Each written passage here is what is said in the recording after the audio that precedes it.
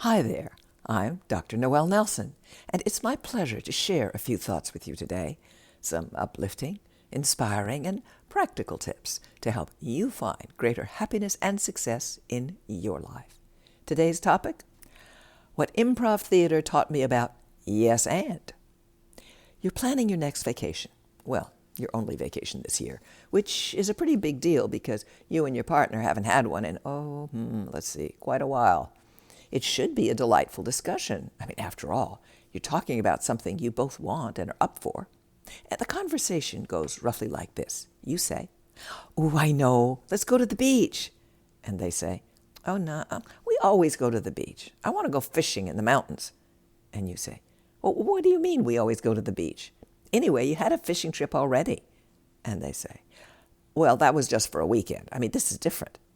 Well, instead of a pleasant discussion, you end up feeling defensive, put up on, dissed, and you know what's coming, a fight.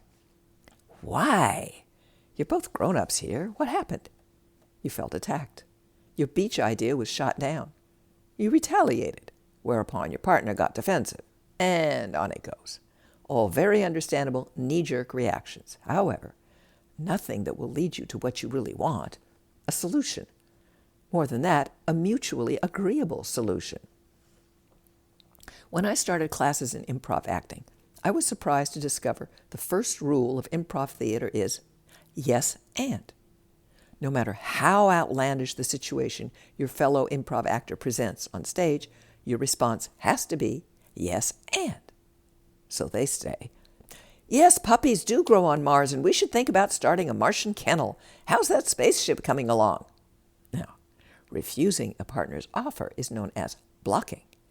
You cannot say, "Well, that's ridiculous. Anyone knows there's no life on Mars, certainly nothing like puppies."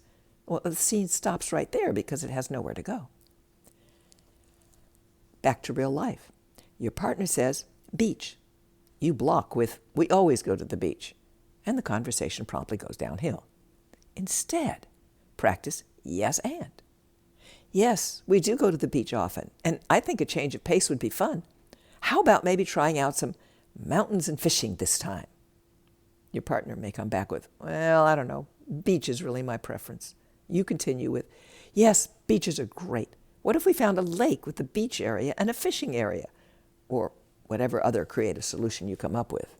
In other words, you're now into problem solving, being creative together to find something that pleases both of you.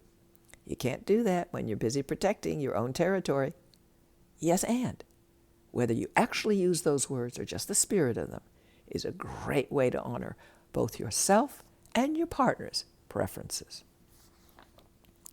Thank you for listening to Up, and check out my latest book, Phoenix Rising, Surviving Catastrophic Loss, Fires, Floods, Hurricanes, and Tornadoes.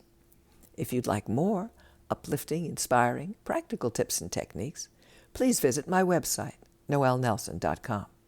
Until next time, be well and take care.